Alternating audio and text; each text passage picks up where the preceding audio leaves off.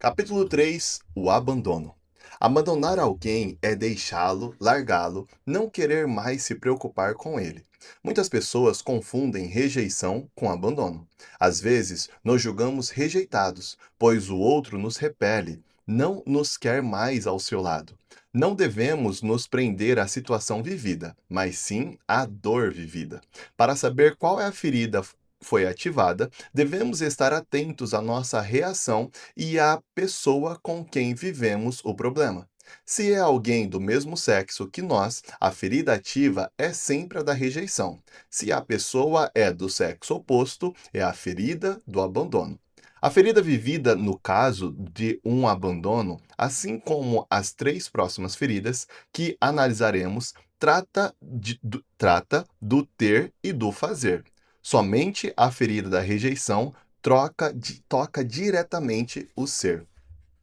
Veremos aqui alguns exemplos de situações capazes de despertar a ferida do abandono numa criança.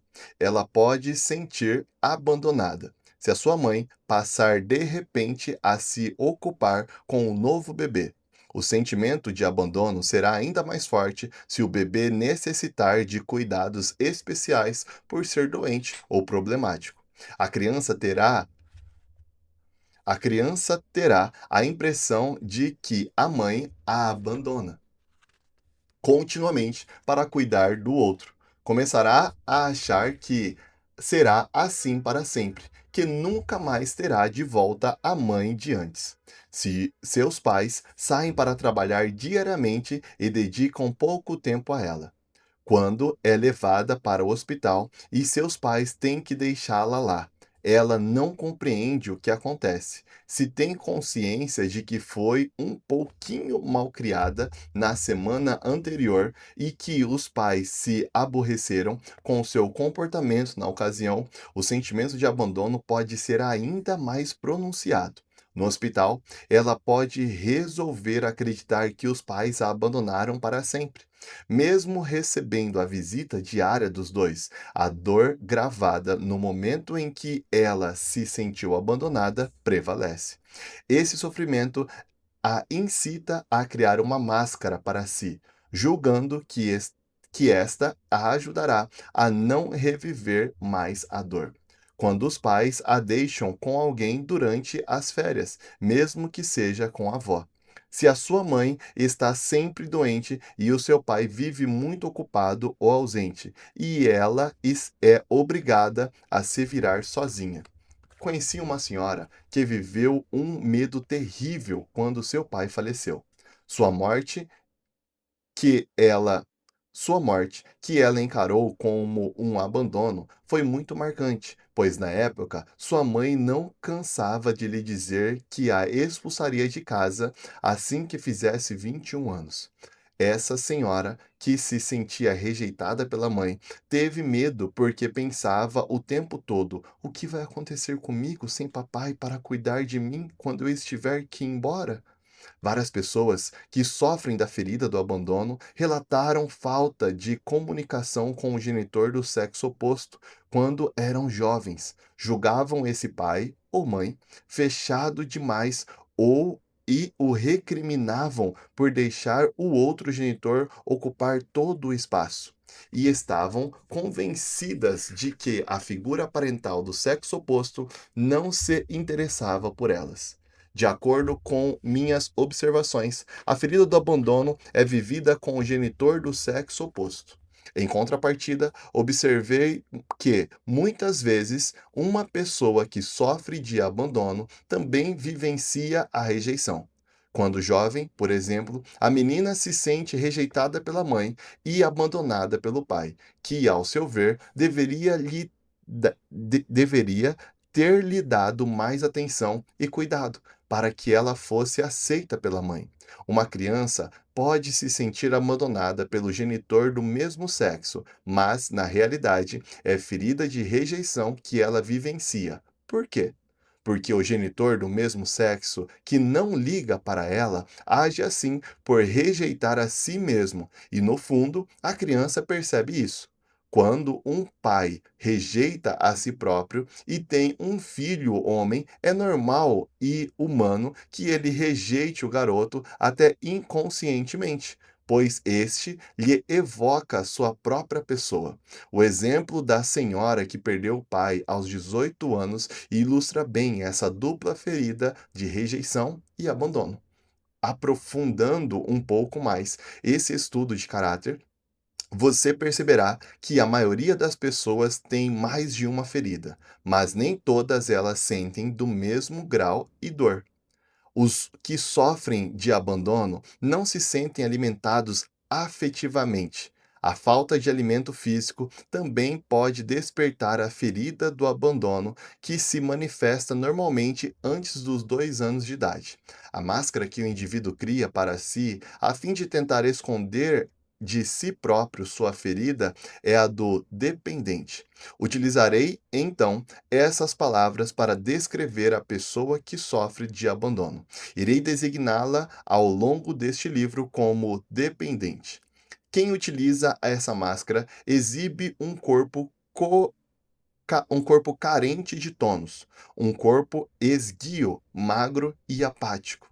Indica uma ferida de abandono mais profunda. O sistema muscular é pouco desenvolvido e parece não ser capaz de manter o corpo ereto. Este exprime exatamente o que se passa no interior da pessoa. O dependente acredita que não pode conquistar nada sozinho e que precisa de outra pessoa para auxiliá-lo. Seu corpo reflete essa necessidade de apoio. Não é difícil de ver, não é difícil ver em sua figura a criancinha que precisa de ajuda. Grandes olhos tristes também indicam a ferida do abandono. As pernas são fracas, os braços são compridos demais, pendentes ao longo do corpo. É o tipo de indivíduo que parece não saber o que fazer com os braços, principalmente quando há outras pessoas olhando. Ele também pode ter uma aparência curvada, como se a coluna não fosse capaz de suportar completamente o seu peso. E algumas partes do corpo, como ombro, seio, nádegas, bochecha, barriga, saco escrotal, podem ser caídas ou flácidas. Como se pode ver, a característica mais marcante de um dependente é a falta de tônus muscular. Se você percebe isso em alguém, provavelmente essa pessoa adota a máscara de dependente para esconder a ferida do abandono. Não se esqueça de que a intensidade da ferida que determina a espessura da máscara. Uma pessoa muito dependente terá sempre as características mencionadas acima. Se um indivíduo tem apenas algumas delas, é porque a sua ferida é mais leve. É importante observar que, no caso de uma pessoa gorda que carece de tônus em determinadas partes do corpo, seu excesso de peso pode indicar outra ferida, que nós analisaremos mais adiante. Você deve aprender a diferenciar a máscara do escapista da do dependente. Pode haver duas pessoas muito magras ao seu lado e uma ser escapista e a outra dependente. Ambas podem ter tornozelos pequenos e punhos finos. A diferença é perceptível, sobretudo no tônus. O escapista, apesar de sua magreza ou baixa estatura, mantém-se aprumado, ao passo que o dependente adota uma postura apática. O escapista parece ter a pele mais colada nos ossos, porém com um sistema muscular sólido, enquanto o dependente é mais adiposo, embora careça de tônus. Quando uma pessoa sofre das duas feridas da rejeição e do abandono, é possível detectar em seu corpo determinadas características do escapista e do dependente. A ferida que salta mais aos olhos indica aquela que a pessoa sofre com mais regularidade. Olhar a pessoa à sua volta para descobrir suas feridas é um excelente exercício de intuição. Como corpo de estudo sobre a pessoa, há cada vez mais gente tentando modificar sua aparência física, geralmente por meio de cirurgia plástica ou da malhação. Quando tentamos esconder nosso corpo, buscamos dissimular as feridas que ele representa.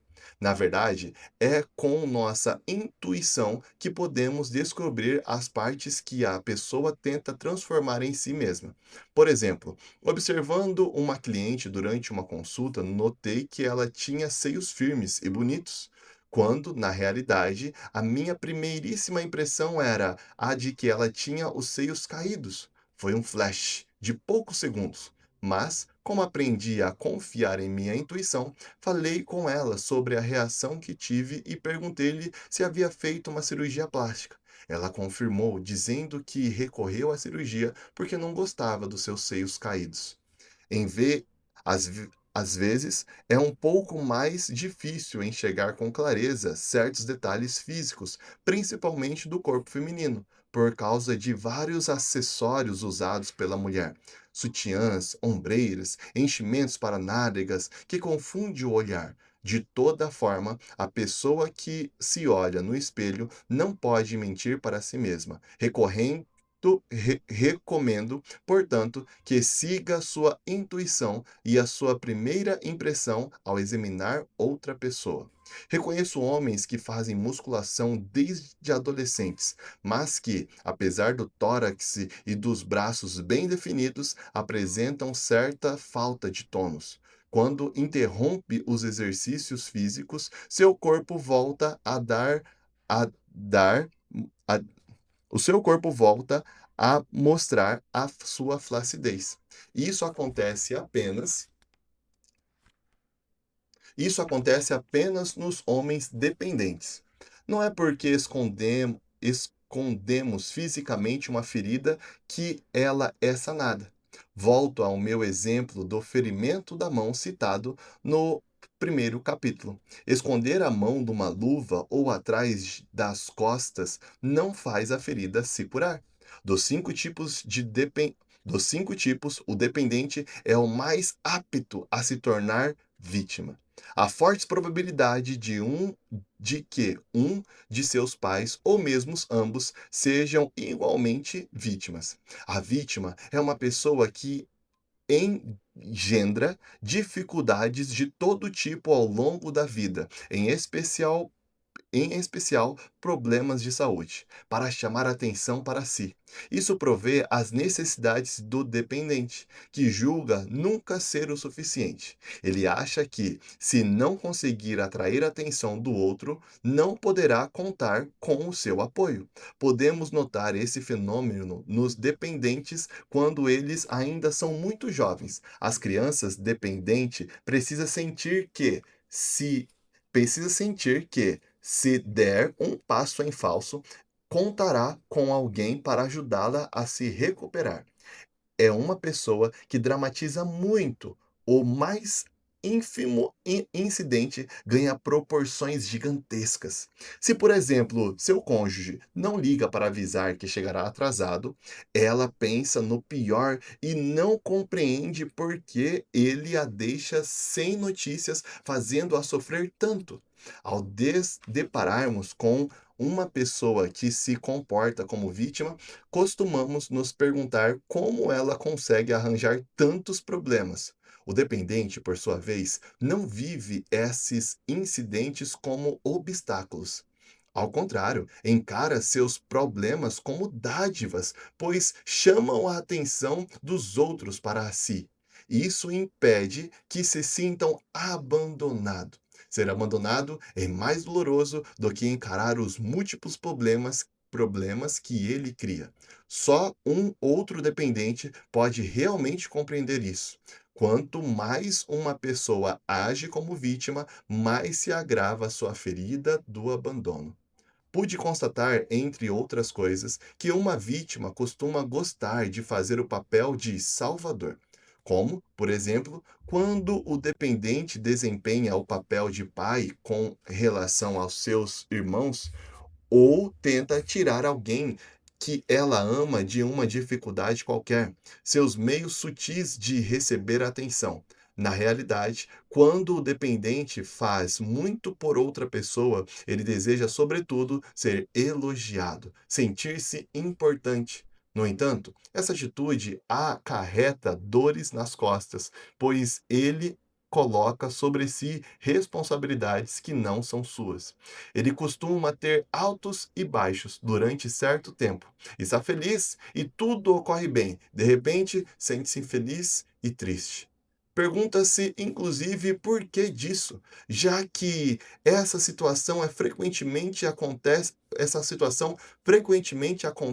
sem motivos aparentes, mas, se ele procurar bem, descobrirá seu medo da solidão. A forma de ajuda que o dependente mais carece é o apoio dos outros. Tenha ou não dificuldade para tomar decisões por si próprio, o dependente costuma pedir a opinião ou a aprovação dos outros antes de decidir qualquer coisa. Ele precisa se sentir amparado em suas decisões. Suas expectativas em relação aos outros estão ligadas ao que eles podem fazer para ajudá-lo. Mas não é uma ajuda física que ele procura, e sim o apoio de alguém no que ele faz ou quer fazer. Quando é apoiado, sente-se amado. O dependente pode parecer preguiçoso, pois não gosta de praticar esportes ou executar tarefas manuais sozinho. Ele precisa da presença de alguém ao seu lado. Quando faz alguma coisa para o outro, é na expectativa de um retorno de afeição. Quando recebe a afeição almejada, compartilha uma atividade agradável com a outra pessoa, ele deseja que aquilo dure. E o fim de uma e um e o fim de um prazer é vivido como um abandono. A pessoa dependente, inclinada para o seu lado vítima, tende a ter uma voz de criança e a fazer muitas perguntas, em especial se for uma mulher. Isso pode ser constatado quando ela pede ajuda. Tem grande dificuldade de aceitar uma recusa e sua tendência é insistir. Quanto mais sofre ao receber um não como resposta, mais propensa ela fica a utilizar todos os meios para obter o que quer, ou seja, usando manipulação, manha, chantagem emocional, etc. O dependente pede conselhos com frequência, pois não se julga capaz de chegar lá sozinho. Mas isso não significa que escute as sugestões recebidas. Ele fará o que lhe der na venta, uma vez que o que procurava não era necessariamente ajuda, mas sim apoio. Quando está com outras pessoas, deixa que andem à sua frente, pois prefere que elas o guiem. Acredita que, se sair bem sozinho, ninguém cuidará dele no futuro. E o isolamento de que ele quer fugir a todo custo virá. De fato, a solidão é o maior medo do dependente. Ele está convencido de que é incapaz de administrá-la. Por isso, se agarra aos outros e faz de tudo para chamar a atenção. Está disposto a qualquer coisa, até mesmo a encarar situações penosas para ser amado. Seu medo é: o que farei sozinho? O que será de mim? Esta é constante, esta está em constante conflito com ele próprio, por se por um lado quer muita atenção, por outro teme. Ao demandar demais que isso, voltando, está em constante conflito com ele próprio. Se por um lado quer muita atenção, por outro teme, ao demandar demais, que isso termine importunando o outro e este decida abandoná-lo. O dependente usa o sofrimento para tolerar determinadas situações, embora não admita isso.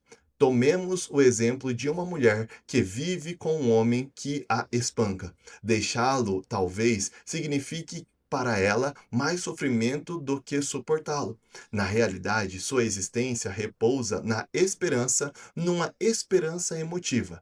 Ele não pode Ela não pode admitir suas feridas, pois, se fizer isso, correrá o risco de reviver o sofrimento que essa ferida representa.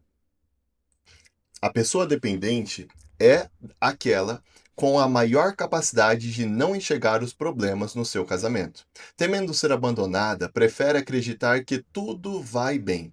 Se o outro lhe comunica que deseja partir, ela sofre horrores, porque, cega para os problemas, não espera por eles. Se esse for o seu caso e você se vê preso, esquivando-se com medo de ser abandonado, procure apoio. Construa uma imagem mental. Imagine alguma coisa que o reconforte.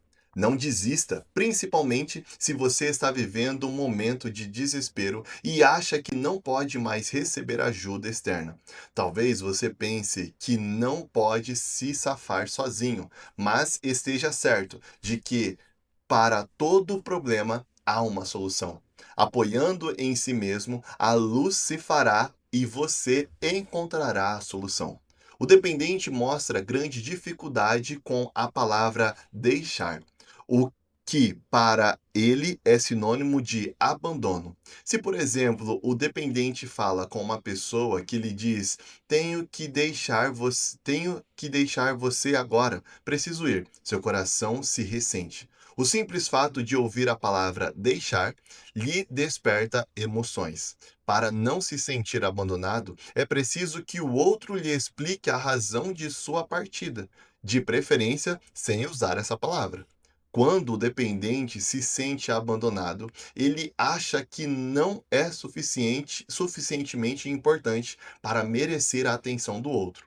Observei muitas vezes que, se ouso consultar meu relógio para ver a hora, o que faço muito por causa da minha agenda cheia, quando estou na companhia de uma pessoa dependente, sua fisionomia muda. Sinto quando aquele gesto a transtorna.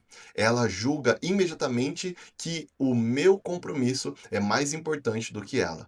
Esse tipo de pessoa também tem dificuldade em deixar um lugar ou abandonar uma situação. Mesmo que o lugar para onde se dirija pareça agradável, ela fica triste ao pensar na partida. Tomemos, por exemplo, de alguém que parte para uma viagem de algumas semanas. Ela terá dificuldade em se despedir dos colegas, do trabalho ou do lar. E quando chegar no momento de voltar para casa, ela viverá novamente uma resistência de deixar esse lugar, bem como as pessoas que lá se encontram. A emoção mais intensa vivida pelo dependente é a tristeza. Ele a sente no fundo de si, sem compreender nem poder explicar de onde ela vem. Para não senti-la, procura a presença dos outros. Pode, no entanto, tomar decisões drásticas, ou seja, retirar-se, largar a pessoa ou a situação que lhe causa a tristeza ou o sentimento de solidão. Ele não percebe que todas as vezes que desiste de alguém ou de algo, também está cometendo um ato de abandono.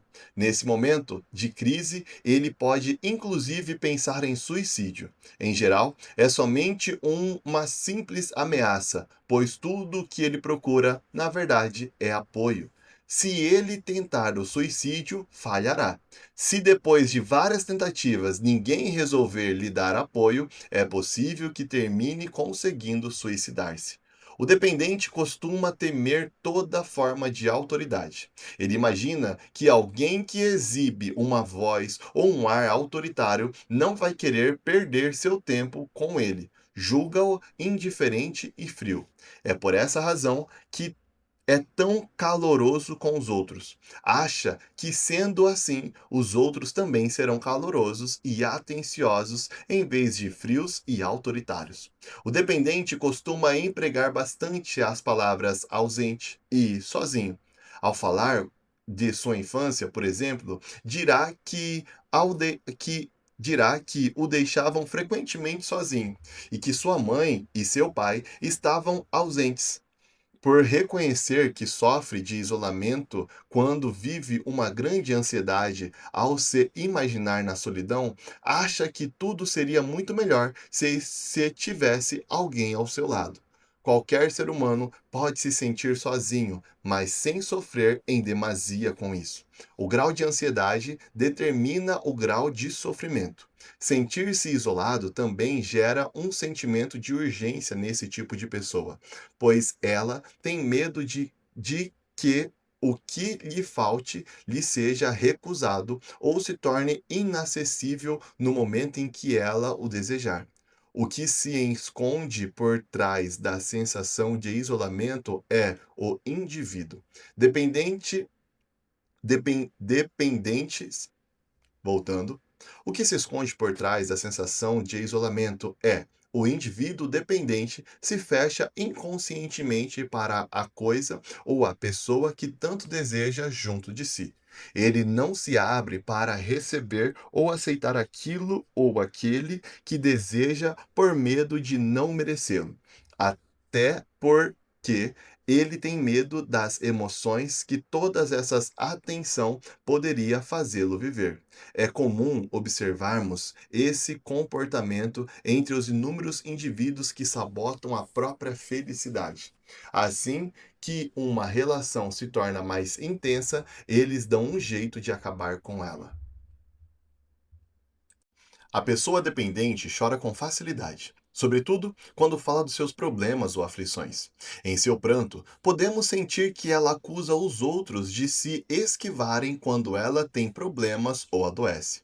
Acusa até Deus de abandoná-la. Pensa que tem razão. Não percebe que ela própria é quem abre mão dos outros. Tampouco se dá conta da quantidade de projetos em curso que ela abandona.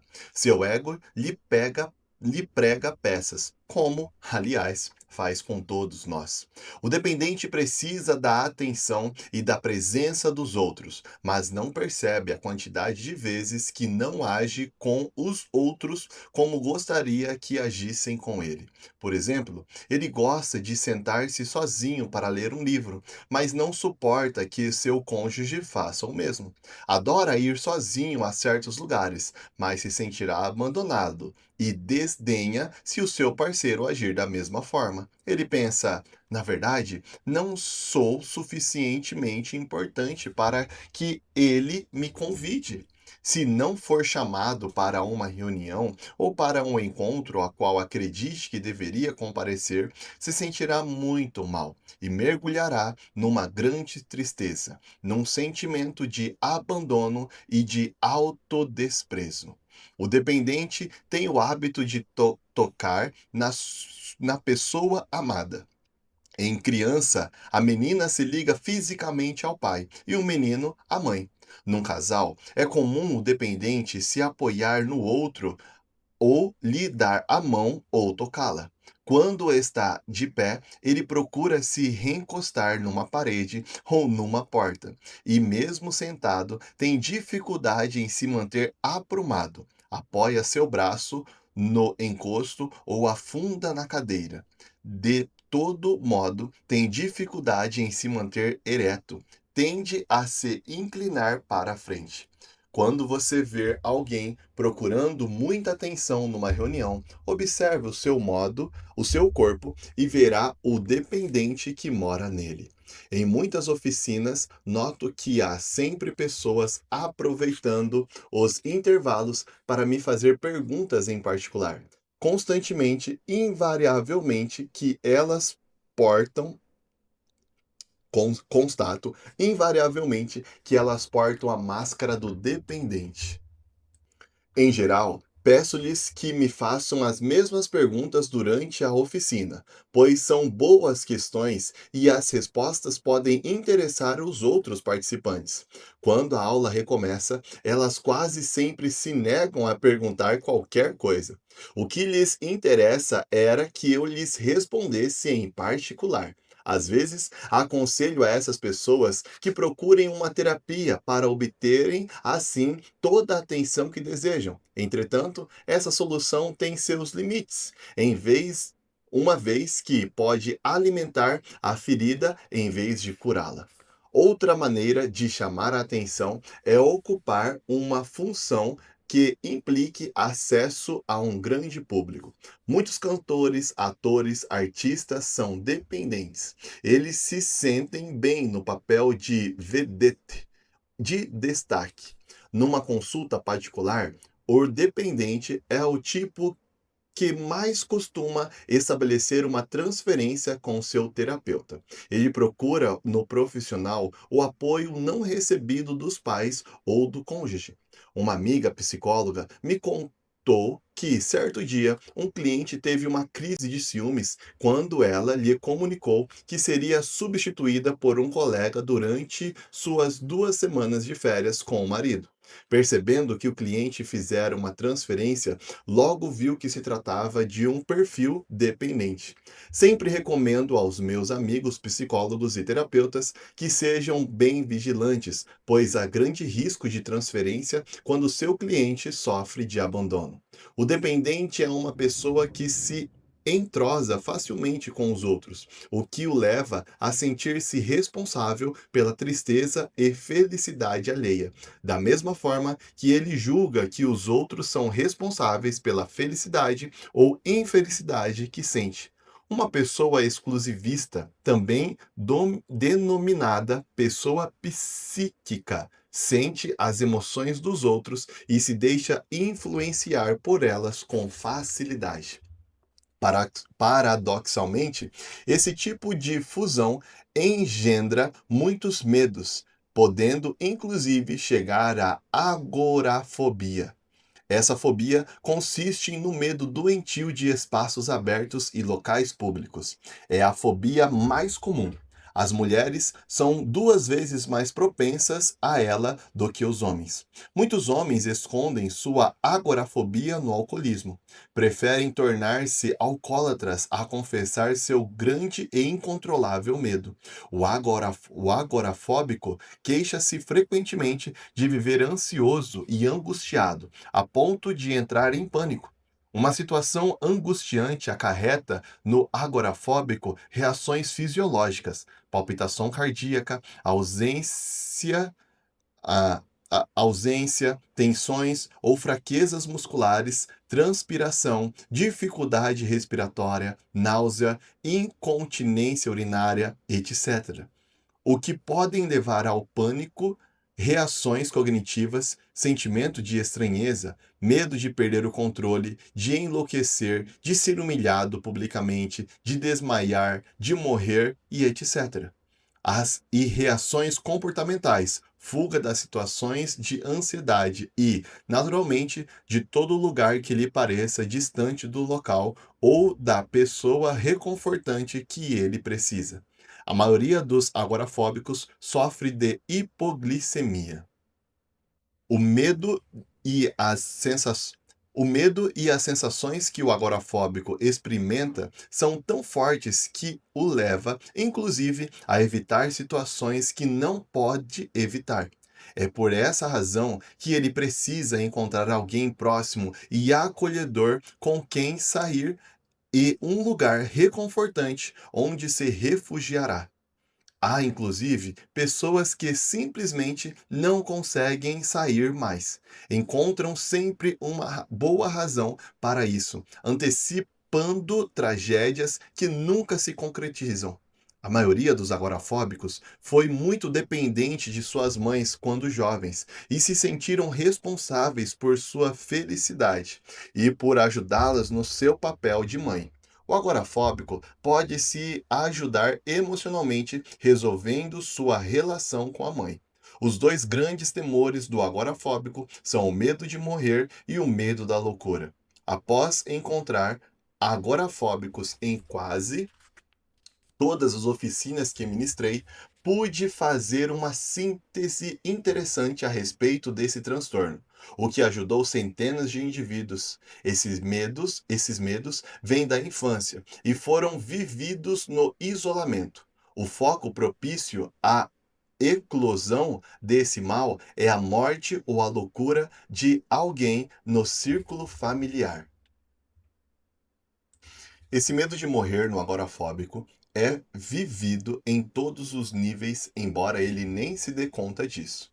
Ele não se julga capaz de enfrentar uma mudança em qualquer domínio que seja, pois isso representaria uma morte simbólica. Eis o porquê toda mudança lhe gera angústia e acentua o seu grau de agorafobia. Isso pode acontecer em momentos de transição, como a passagem da infância à adolescência, da adolescência à idade adulta, de solteiro a casado, uma transferência de cargo, uma mudança de domicílio, um novo trabalho, uma gravidez, um acidente, uma separação, a morte ou nascimento de alguém, etc. Durante vários anos, esse medo e angústia podem ser inconscientes e represados. E então, um dia, quando atinge o seu limite mental e emocional, o agorafóbico não consegue mais se conter e seus medos se tornam conscientes e visíveis. O agorafóbico costuma ter uma imaginação fértil e descontrolada. Ele se vê em situações muito além da realidade e se julga incapaz de fazer frente a essas mudanças. Sua grande atividade mental é o faz temer a loucura. Ele não ousa falar sobre suas questões com os outros, pois receia que considerem louco. É preciso compreender que isso não é loucura, mas uma sensibilidade forte e mal administrada. Se você se encaixa nos critérios acima, saiba que o que está vivendo não é loucura e não mata. Você simplesmente se abriu demais, quando jovem, para as emoções dos outros, julgando ser responsável pela felicidade ou infelicidade deles. Por conseguinte, tornou-se demasiado psíquico para poder estar em à espreita e prevenir os infortúnios. Eis porque você absorve todas as emoções e medos alheios quando se vê num local público. O mais importante é aprender a verdadeira noção de responsabilidade, pois aquele em que você acreditou até agora não é boa para você. Pois aquela realidade que você acreditou até agora não é boa para você. Constatei o caráter do dependente na maioria dos agorafóbicos que encontrei até agora. Na definição da agorafobia consta o medo da morte e da loucura. No âmago do dependente, quando um ente querido falece, ele vive um sentimento de abandono. Sente cada vez mais dificuldade para aceitar a morte de quem quer que seja, pois cada morte reabre sua ferida do abandono, contribuindo para acentuar seu grau de agorafobia. Pude observar que a pessoa cuja ferida do abandono predomina tem mais medo da morte, enquanto aquela cuja ferida predominante é a traição tem mais medo da loucura. Discorro sobre a ferida da traição no capítulo 5. A mãe dependente depende, a mãe depende a mãe dependente, exclusivista, depende muito do amor do filho e faz de tudo para que ele perceba isso. O amor dos outros, principalmente dos mais próximos, ampara os dependentes, ajuda-os a se manterem de pé. Ouvi pessoas dependentes dizerem: não posso suportar uma circunstância em que alguém não me ame. Farei de tudo para dar um jeito nessa situação. Quando alguém dependente afirma: é importante você me ligar para me dar notícias, na realidade quer dizer: quando você me liga, eu me sinto importante. Ele precisa a todo custo que os outros o façam sentir-se importante, pois não consegue isso por si mesmo. Quando em contato com os problemas causados pela sua dependência, o indivíduo anseia ser independente. Julgar-se independente torna-se então uma reação muito comum nessas pessoas, que adoram dizer aos outros a que ponto se consideram independentes. Entretanto, isso só faz acentuar e esconder a ferida do abandono, em vez de uma vez que ela não é tratada. Por exemplo, Uma pessoa dependente diz que não quer ter filhos e usa como justificativa o desejo de conservar a própria independência. Na verdade, no homem dependente, isso costuma esconder o medo de não receber mais toda a atenção da sua parceira, se houver uma criança na casa.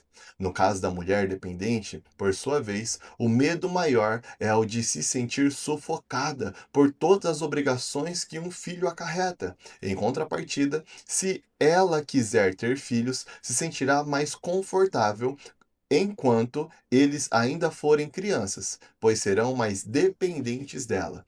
Isso a faz se sentir mais importante. O dependente tem mais interesse em alcançar a autonomia do que a independência. Explico como conseguir isso no último capítulo. Em sua vida sexual, o comportamento do dependente também é assim. Ele usa o sexo para prender o outro. Isso é mais perceptível na mulher. Quando a pessoa dependente se sente desejada por outra, ela se julga mais importante. Entre os 5 tipos, eu diria que a pessoa que receia ser abandonada é a que mais ama o sexo, tendo o impulso sexual mais intenso que o seu cônjuge. Não é raro observar que os indivíduos que se queixam de falta de sexo, em geral, sofrem da ferida de abandono e usam a máscara do dependente. Quando a mulher dependente não deseja fazer sexo, ela não diz isso para o seu parceiro. Prefere fingir desfrutar, pois não quer perder a oportunidade de se sentir desejada. Conheci inclusive algumas mulheres que aceitaram manter seu relacionamento mesmo sabendo que o seu marido tinha outra. O homem dependente, por sua vez, prefere fingir não saber que a mulher tem um amante. Essas pessoas preferem suportar esse tipo de situação a serem abandonadas. Não é o seu ideal, mas elas estão dispostas a tudo para não perder o parceiro. Depois de tudo o que foi dito neste capítulo, fica evidente que a ferida do abandono afeta a nossa comunicação. Os medos que impedem o dependente de se comunicar com clareza e expor suas demandas são de chorar, de que o outro vá embora, de que o outro não concorde e ignore tudo o que é dito ou pedido, de receber um não, de ser rechachado, recha, essa palavra, de não ser apoiado como espera, de não corresponder às expectativas dos outros. Se você se vê nesses medos, precisa compreender que não está sendo você mesmo e que sua ferida de abandono que está prevalecendo. Na esfera alimentar, o dependente consegue comer muito sem ganhar peso. Como sua atitude interior geral é nunca ter o suficiente, é também essa mensagem que o seu corpo recebe quando ele come. O seu corpo reage em consequência disso. Quando uma pessoa come, mesmo que muito pouco, pensando estar ingerindo muito, o seu corpo recebe essa mensagem e reage como se fosse muito. E ela passa então a ganhar peso. No capítulo anterior, mencionei que o escapista tem a tendência de tornar anorexo quando o dependente tende mais para a bulimia.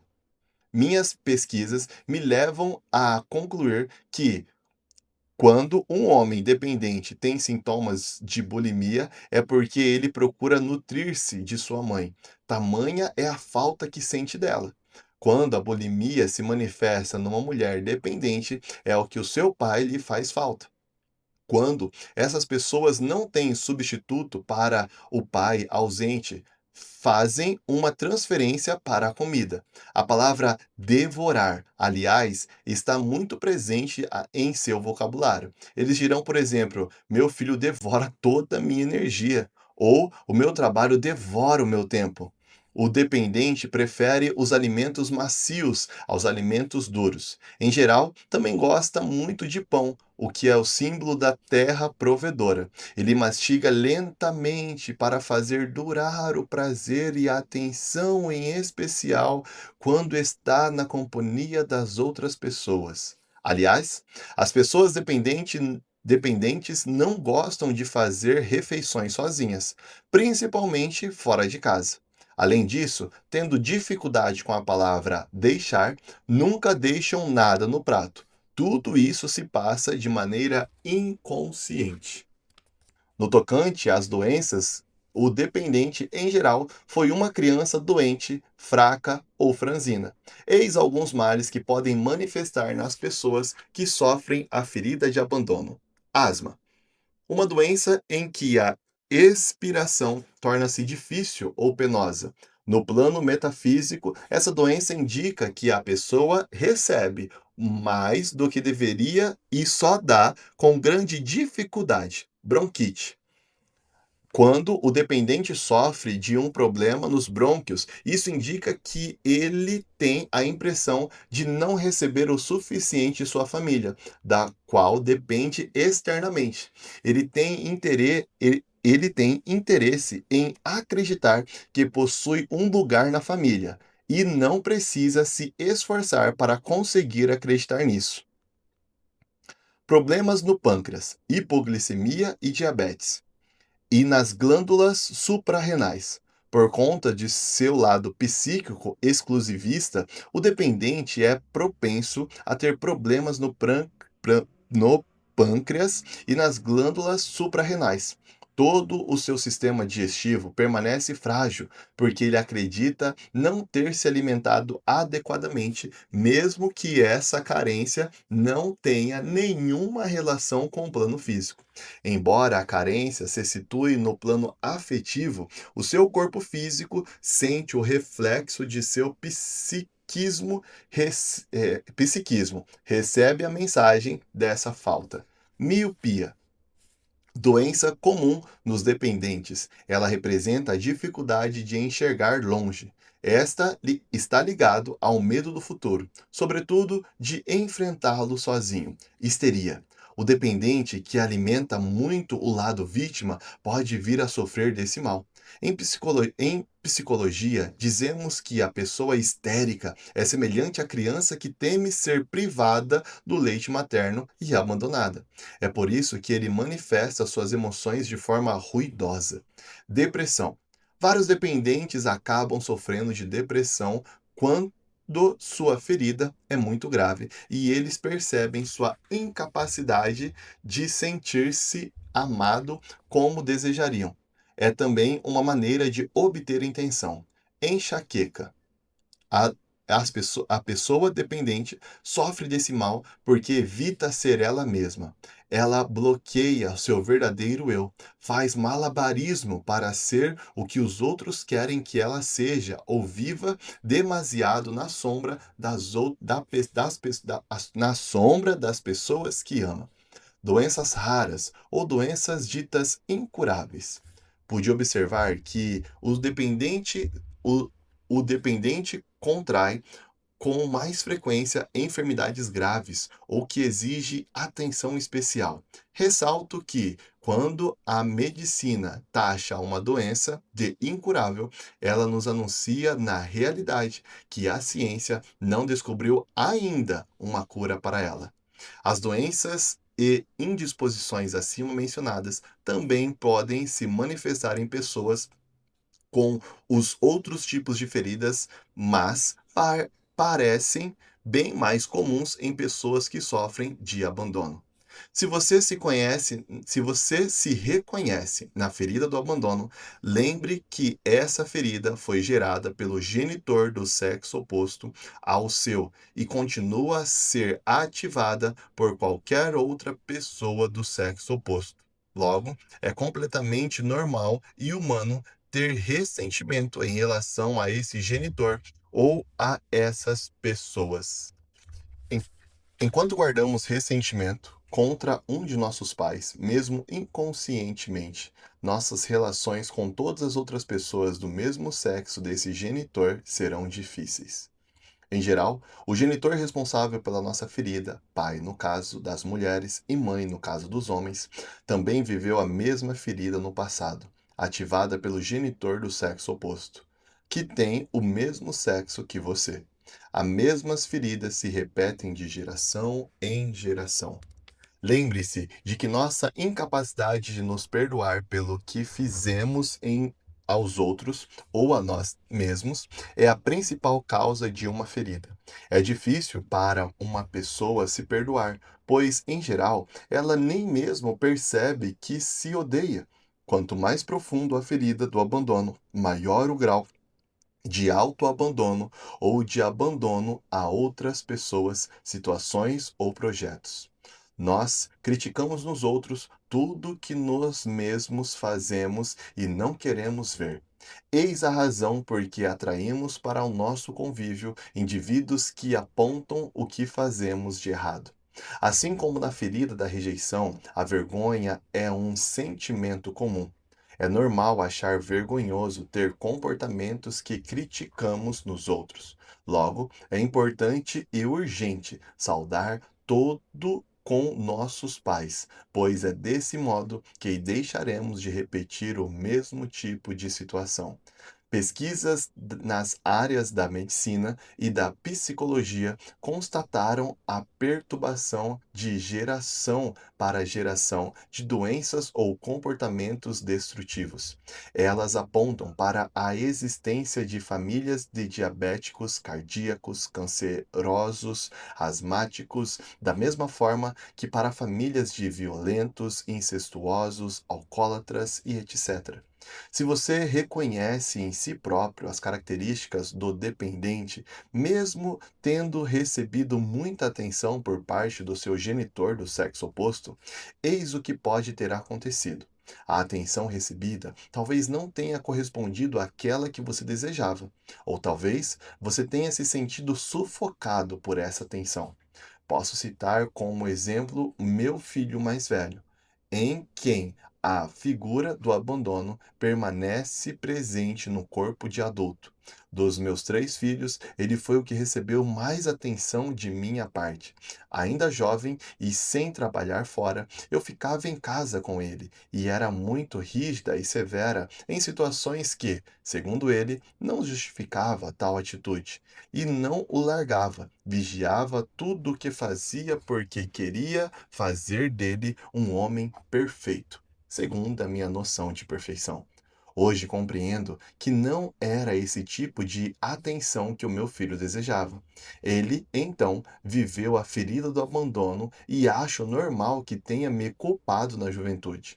Agora, percebo que essa experiência fazia parte do seu plano de vida e que tínhamos de compreender várias coisas juntos.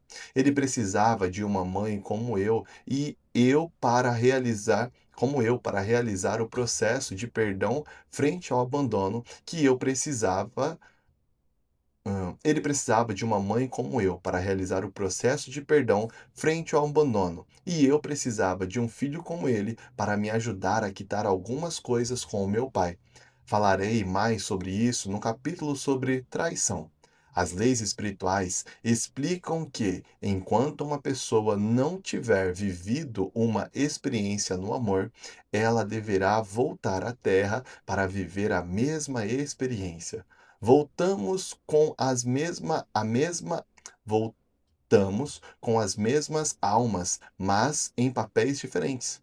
Tudo isso para termos uma chance de quitar definitivamente o que não saudamos em nossas vidas pregressas.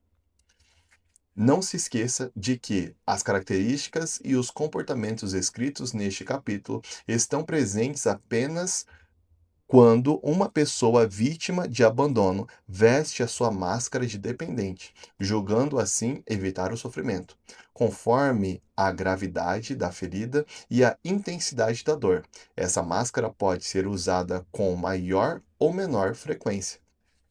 Como acontece na ferida da rejeição e em todas as outras que trataremos daqui em diante, a pessoa sempre usa uma máscara específica por medo de reviver a ferida original. No caso deste capítulo, o indivíduo se esconde atrás da máscara do dependente para fugir do sentimento de abandono. Se você tem a ferida do abandono, provavelmente se reconheceu em alguns dos traços de personalidade que descrevi aqui.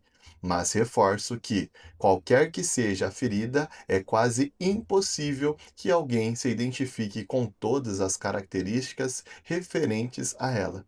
No entanto, quanto mais profunda for a sua ferida, mais frequentemente será o uso da máscara, ou seja, mais características irá apresentar. Características da ferida do abandono. Despertar da ferida entre 1 e 3 anos de idade com o genitor do sexo oposto. Falta de alimento afetivo ou do tipo de alimento desejado. Máscara. Dependente. O corpo. Comprido, magro, sem tônus, perna fraca, dorso curvado, par parec- braço parecendo compridos demais e dependendo ao longo do corpo, e pendendo ao longo do corpo, partes do corpo caídas ou flácidas, olhos grandes, tristes, olhar repuxado. Vocabulário: ausente, sozinho, não suporto, estou sendo devorado, não larga a mão do meu pé. Caráter: vítima, exclusivista, necessidade de presença, de atenção, de apoio e, principalmente, de amparo. Dificuldade de fazer ou decidir alguma coisa sozinho. Pede conselhos, não necessariamente para segui-los. Voz de criança. Dificuldade de receber um não, de aceitar uma recusa. Triste, chora com facilidade, desperta compaixão, prende-se fisicamente aos outros, racional. Busca independência, gosta de sexo. Maior medo, solidão. Alimentação: bom apetite, bulimia, gosta de alimentos macios, come lentamente. Doenças possíveis: dor nas costas, asma, bronquite, enxaqueca, hipoglicemia, agorafobia, diabetes, problemas nas glândulas suprarrenais, miopia, histeria, depressão, doenças raras, doenças incuráveis.